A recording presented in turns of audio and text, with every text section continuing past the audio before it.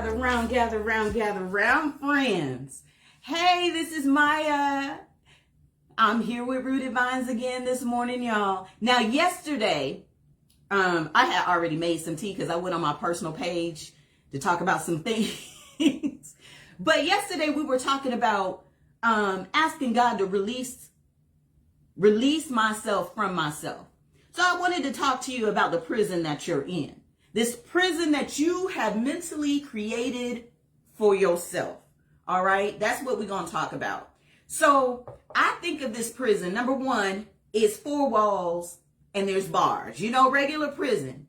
Now, yesterday I also told you that fear is your cellmate, right? Fear is your crazy cellmate telling you crazy things that are not true all of the time. And it's filling your head up with madness. Now, I think about this prison, and it's almost like being in a desert because you're trying to find a way out, right? And you're looking for cracks. You're looking for doors, and you're seeing things sometimes. Sometimes you're seeing invisible doors. Sometimes you're seeing windows there that aren't really there. It's like a mirage. You're so lost and you're so desperate that your mind is creating these opportunities that aren't really there, right? And fear keeps talking and it keeps talking and nothing is looking right in your life. Your friends don't support you like they should. You hate the job that you're at. You cry in the car going, you cry coming home. Your kids are driving you crazy. Your husband isn't supportive and you might as well forget about finances, right? A lot of us have been there. A lot of us has gone there. But what we don't do is that we don't shut fear up.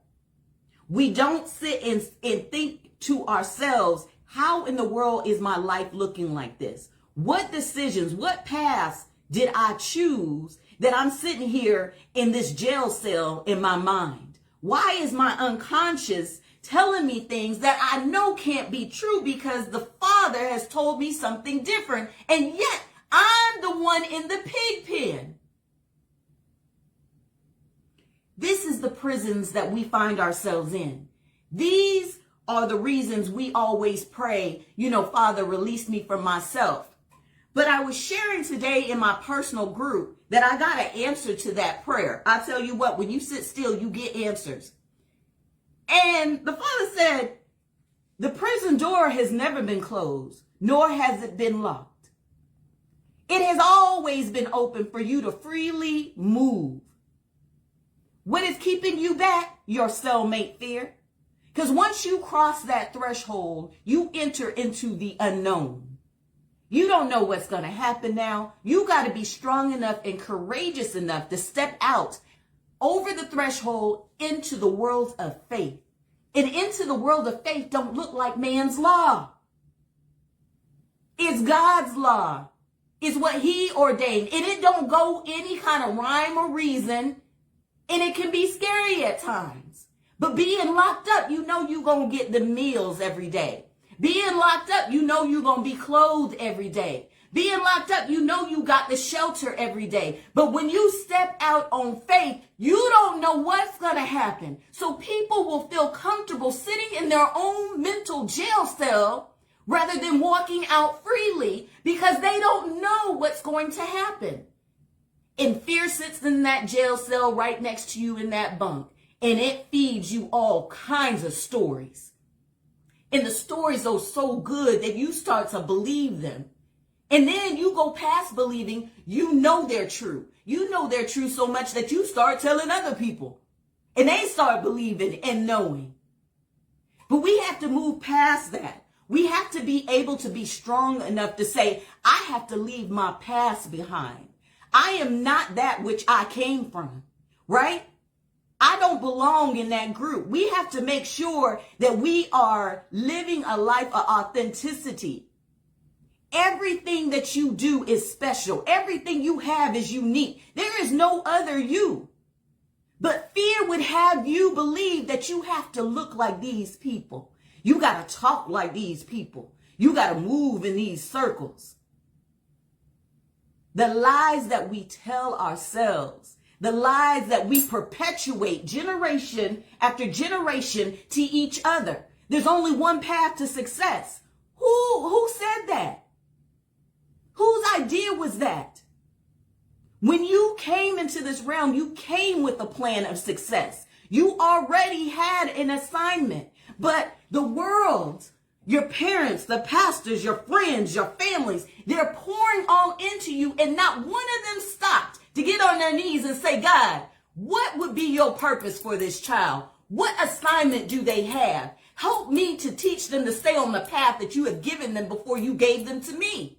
So here we are out in this world, floundering, drowning, sitting in prison cells because we tried to walk the path our parents taught us. We tried to walk the path our friends, our teachers taught us. And then when we get to our 30s, 40s, and 50s, we look at our lives and we see that we are living in hell. That none of the things that they taught us brought forth what we thought was going to be great.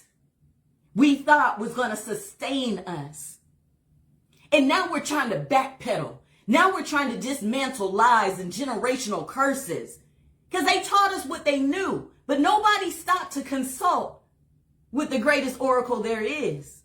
No one decided, I'm going to get on my knees and pray over you and find out what your purpose is. So now we're looking for our purpose. Now we're asking for our assignment. But the problem is we've been sitting in the jail cell so long. Even if you were given your assignment, even if you were given your purpose, you're too scared to jump out on it. Because you've been filled, you've been indoctrinated with fear. Oh, you can't do that. Oh, they ain't going to let you say that. Oh, you can't go there. You can't go there looking like that. You can't go there sounding like that. Says who? If the Most High walks before me, who's going to deny me? Who's going to deny me? But you have to have the faith and the courage to be able to do that. You got to be able to sit down with yourself and find out who you are, what you stand on, and who you belong to. That's the only way this is going to work. And I use tea as alchemy because people don't understand the process of making tea. It's not just about drinking the tea. It's about taking the time aside. It's about those quiet moments, not just with yourself all the time, but with the Most High. That's when you get your downloads. Because I tell you what, you fill this pot up, the water that come out the faucet, that represents everybody that has poured into you. And they pour into this vessel right here. And then you get out in life with all these rules and everything you've been taught, and you find out none of it works. And you know what? You're on the stove boiling. Your rage, your insecurity, your betrayal that you've gone through, the trauma you've experienced. You're on the pot and you're boiling and you're saying, why isn't it working? But let me tell you something. Let me tell you what's tried and true. Let me tell you what's tried and true. God is our vessel. God, you know them cups that are created with the potter's hands. They're put in the heat, that miry clay is put in the heat. It's already been sealed and glossed. You put that boiling water in here and you know what happens? The water calms down. Because this is the Most High. And then you got your little tea bag. And the tea bag represents your blessings, your promises, everything that God has for you. The problem is you're on the stove boiling and your tea bag is in here. And you know what God says? He says, take all your pain, all your anger, your betrayal, your loneliness, your grief, and you pour it in here. And then, I don't know if y'all know, but when you pour in over your tea bag, you're supposed to cover it for 3 to 5 minutes. Don't walk away from your tea in 3 to 5 minutes. Sit with it, because that's when you're sitting with the Most High. My transformation came because I sat with it. But it was more than 3 to 5 minutes. It was 2 years. And for you, it might be months. It might be weeks. It might be years. 2 years I had to sit in the quietness with my cup covered because it was just me and the Most High. But let me tell you what, I couldn't see what was going on in there, but I knew there was a renewal. I knew there was a transformation happening. I knew there was a metamorphosis happening. I knew something was changing inside the cup. And so when he told me I could remove the saucer from my cup, you know what I saw, y'all? I saw liquid gold. It was no longer the boiling water. It was liquid gold that I saw. He had renewed my mind, my body, and my spirit. And before I took that first sip, the Most High quietly whispered in my ear, now I can pour into you. Why could he pour into me? Because I had emptied all the expectations, perceptions that people had poured into me. I let it go and gave it to him, and he transformed it. He transmuted it into something else for my good. He gave me back my purpose. He ignited a new fire in me. And it wasn't because of the anger, but it was because he reminded me who I was in the assignment that he gave me. And now at the end of the process, there was room to receive his word. There was room to receive him. And in that is inner alchemy. You just don't make tea. You are in the process of being infused with something. That's why there's ceremonies of marriage with tea. That's why there is business contracts with tea. Because it's an infusion. It's a coming together. It is a bond. And so with tea, not only do you bond with yourself, but you bond with the Most High. And I want y'all to know, have the courage to walk out of your jail cell. Have the courage to ignore your cellmate called fear. Let not anything stop you from doing what the Most High has already ordained you to do and gave you power and authority to do that thing. All right? I pray that this helps somebody today.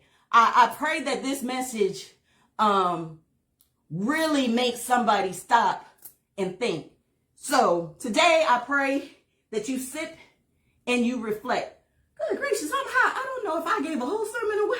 I am smoking hot. I think I'm sweating under here. Y'all have a blessed day, and thank you for gathering here with me at Rooted Vines. And I love you guys. You be well. And I wish you most success. And as always, my sign off, I pray that whatever you are desiring and seeking is also desiring and seeking you. Be blessed, family. Be blessed. Yes.